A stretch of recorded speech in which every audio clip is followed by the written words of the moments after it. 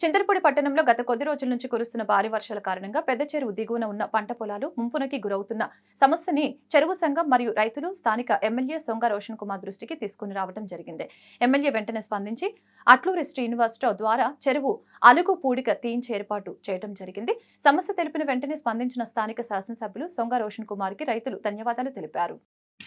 ఈ రోజు చింతలపూడి చెరువు కమిటీ పెద్దలో ప్రెసిడెంట్ గారు అలాగే దానికి ఆయకట్టుకు సంబంధించిన రైతులు అనేకమైన మన వర్షాకాలం కాడి నుంచి వరదంతా పొలాల మీద పడుతూ పొలాలన్నీ ఖరీదులు కుళ్ళిపోయి నానా చికాకు అయిపోయింది.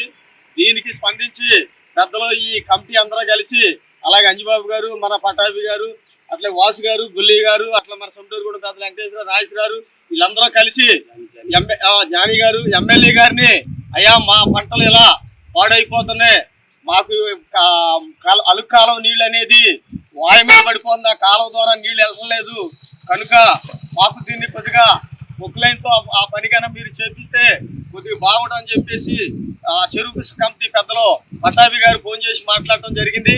వెంటనే స్పందించి ఆయన మీకు ఎక్కడి నుంచి అయితే కావాలో ఏ విధంగా మీ పని చేయించుకోమని మొక్కులైన్ని పురమాచి రోజు పంపించడం జరిగింది. అలా ఎమ్మెల్యే గారు రైతులు కష్టాన్ని ఇంత తొందరగా స్పందించిన ఎమ్మెల్యే అనేది ఇప్పుడు మాకు లేదు.